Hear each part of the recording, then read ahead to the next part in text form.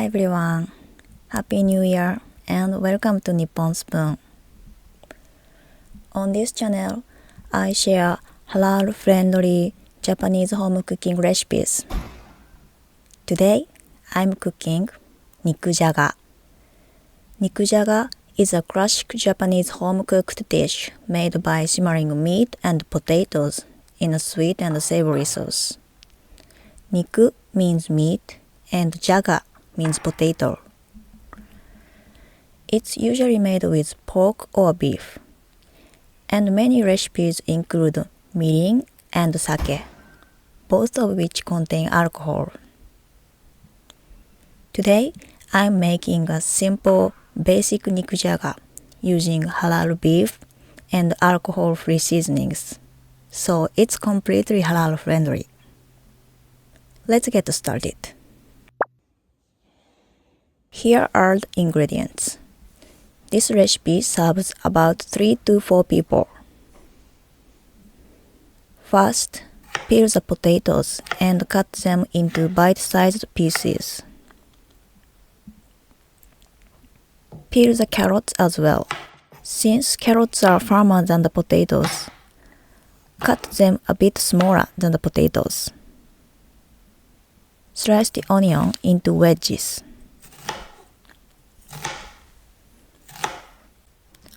For the meat, I'm using halal beef. Thinly sliced fatty beef stays tender and flavorful. If it's hard to find, you can slice it yourself like I did, or use ground beef instead. Next, the soy sauce. I don't use halal certified soy sauce, but I make sure to choose an added alcohol-free soy sauce. Then sugar. For this recipe, I'm skipping mirin, which contains alcohol, and using sugar to add sweetness instead. This is the dashi. I'm using a mixed dashi pack with bonito, comb, and other ingredients. But feel free to use any dashi you like. That's all for the ingredients.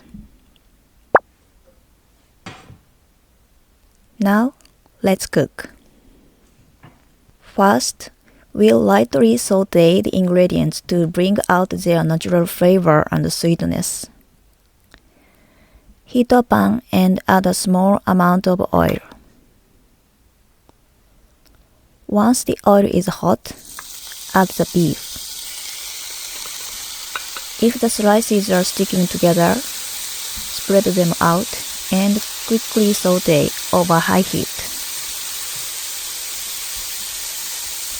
When the color changes from red to mostly brown, remove the beef and set it aside.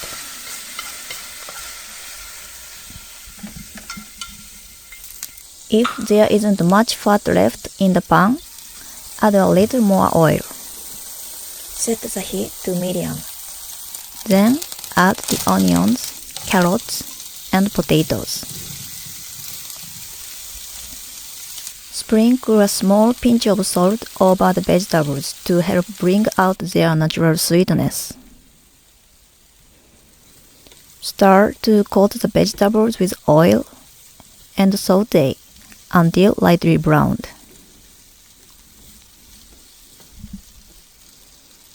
I sauteed the vegetables for about 3 minutes.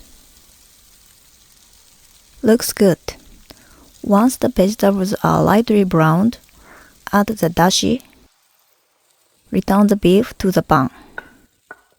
Then add sugar and soy sauce. Many recipes add sake, Japanese cooking wine here, but we are skipping it to keep this dish halal friendly. It still tastes great. Stir gently until the sugar dissolves. Then bring everything to a boil. Once it reaches a boil, reduce the heat to medium-low. So it's gently simmering and cover with a drop lid.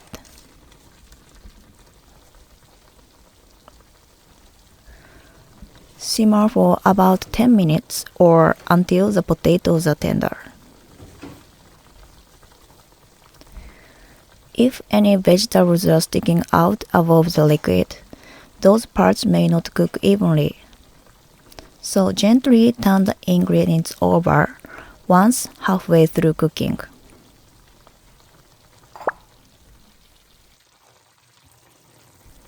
It's been about 10 minutes. Pierce a potato with chopsticks. If it goes in easily, it's ready. Increase the heat to medium and let it simmer for a few more minutes to reduce the liquid.